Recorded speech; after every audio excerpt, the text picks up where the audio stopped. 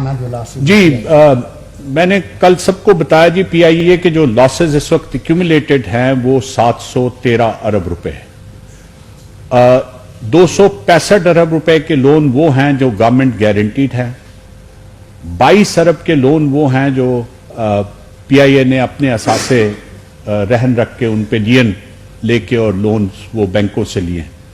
लेकिन इसके अलावा 150 अरब रुपए वो हैं जो हुकूमत ने मुख्तलिफ अदवार में इनको कैश डेवलपमेंट लोन्स की तरफ से हुकूमत पाकिस्तान ने दिए।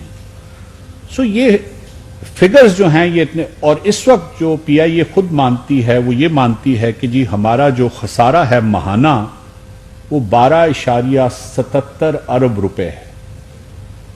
तो तकरीबन 13 अरब रुपए, जिसका मतलब यह है कि अगर आप 6 महीने इसको चलाते हैं तो आपको 78 अरब रुपया खर्च करना है। अगर आप 12 महीने चलाते हैं तो आपको 156 अरब रुपया खर्च करना है। और खाली इस बात को छोड़ दें, ये आप टोटल जहाज 34 हैं जिनमें से 15 जहाज इस वक्त ग्राउंडेड हैं। 19 जहाज जो हैं वो सिर्फ इस वक्त फजा में हैं, जिनमें से कुछ जहाज पीरियोडिकली उनकी एज ज्यादा है, 17 साल एवरेज एज है फ्लीट की, तो उनकी एज ज्यादा है और वो भी कभी उड़ते और कभी ग्राउंड होते रहते हैं। तो ये जरा सोच लें कि तकरीबन 50 करोड़ रुपया रोजाना की बुनियाद पे आप नुकसान कर रहे हैं सिर्फ मादूद चंद जहाजों को उड़ाने के लिए, जो उन, और आज सुबह जब आदमी तैयार हो रहा होता है तो वो टेलीविजन हमारी आप लोगों ने अब इतना कॉन्शियस कर दिया है कि वो स्क्रीन सामने ही रहती है कि कुछ देख ले क्या आज बात हो रही है। तो आज की सुबह की भी जो हेडलाइंस थी उसमें यह था कि जी फलां 3 पीआईए की परवाजें जो हैं वो कैंसिल हो गई। तो आप ये सोचें कि लोग जाएं एयरपोर्ट पे बैठे हों, 2 घंटे इंतजार करते रहें और उसके बाद उन्हें बताया जाए जी कि जहाज कैंसिल हो गया है, वो जा ना सकें, किसी का कोई कारोबार हो, किसी की कोई शादी गमी में पहुंचना हो। तो ये सूरत हाल इसको इसकी पूरी इंटायरिटी में देखें में कि कोई भी ऐसा इदारा इस निजकारी की लिस्ट में शामिल नहीं है जिसको वहां पे नहीं होना चाहिए, और कोई ऐसा इदारा भी शामिल नहीं है जिसको हमने शामिल किया है। ये इससे पहले की इलेक्टेड गवर्नमेंट्स की क्यूमुलेटिव विजडम से ये इदारे कई साल से निजकारी की लिस्ट पे हैं। सिर्फ ये है कि अब ये नुकसानात चूंकि मुल्क की ओवरऑल इकोनॉमिक कंडीशन बहुत कमजोर है, तो अगर पहले ये 1 से 10 के स्केल पे नुकसानात को बर्दाश्त करना 5 पे था, तो अब ये 9.9 पे पहुंच गया है। तो इसलिए थोड़ी सी इसमें तेजी से हम काम करने की कोशिश करें। मुलाजमीन के फ्यूचर के लिए मेरा ख्याल है इतना कहना काफी होगा जी कि हुकूमत का एक बड़ा क्लियर फैसला है, और ये जिस दिन पहले दिन मेरी वजीर आजम से मुलाकात हुई थी तो उन्होंने कहा था कि ये अनएक्विवोकल एश्योरेंस दे दें कि किसी मुलाजिम को भी हम बेरोजगार नहीं कर रहे।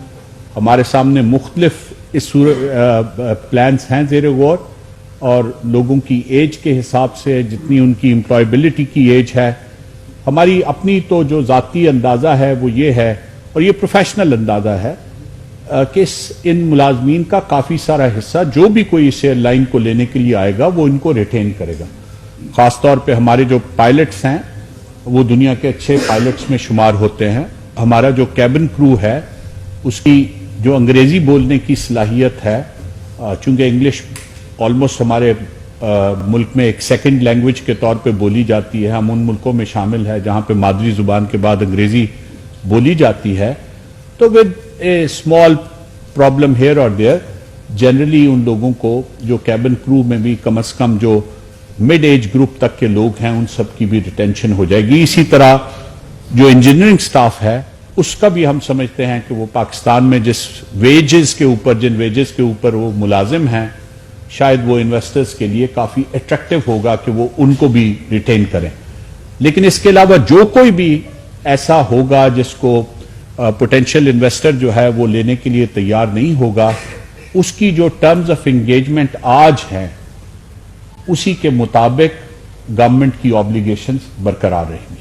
और मैं ये समझता हूं कि इन तमाम सेक्टर्स में जहां पे मुस्तकिल नुकसानात हुकूमत उठा रही है, और ऐसे नुकसानात उठा रही है जो नाकाबिले बर्दाश्त भी हैं, और जिनकी वजह से न सिर्फ ये कि हुकूमत की माली हैसियत मुतासिर हो रही है, बल्कि जिसकी वजह से एक आम आदमी की जो आमदन है और उसके रुपए की वैल्यू जो उसकी जेब में है वो हर रोज के एतबार से कम होती जा रही है, उनकी निजकारी जरूर होनी चाहिए। स्पेसिफिकली मैं बहुत आपको क्लियरली कहता हूं, और ये उस वक्त की मीटिंग्स के तमाम मिनट्स इस बात की के लिए मौजूद हैं। आप राइट ऑफ इंफॉर्मेशन एक्ट भी मौजूद है, आप उसकी रिक्वेस्ट भी कर सकते हैं। मैंने हर मरहले पे पीआईए की निजकारी के लिए आर्ग्यू किया। मैं फिर कह रहा हूं कि फाइनली जो भी फैसला हुआ मैं उसको ओन करता हूं, इसलिए कि ये हुकूमतों में आप अपनी राय देते हैं। आज की काबीना में मैं बैठा हूं, हो सकता है किसी चीज पे मेरी राय मुख्तलिफ हो, लेकिन जब उसका कोई फैसला हुकूमत कर देगी वजीर आजम की सरबराही में, तो मैं उस पूरे फैसले को ऑन करूंगा। जिस तरह उन फैसलों को ऑन करता हूं जिनको मैं सपोर्ट करता हूं, उन फैसलों को भी ऑन करूंगा और जिम्मेदारी कबूल करूंगा जिनको मैं सपोर्ट नहीं करता।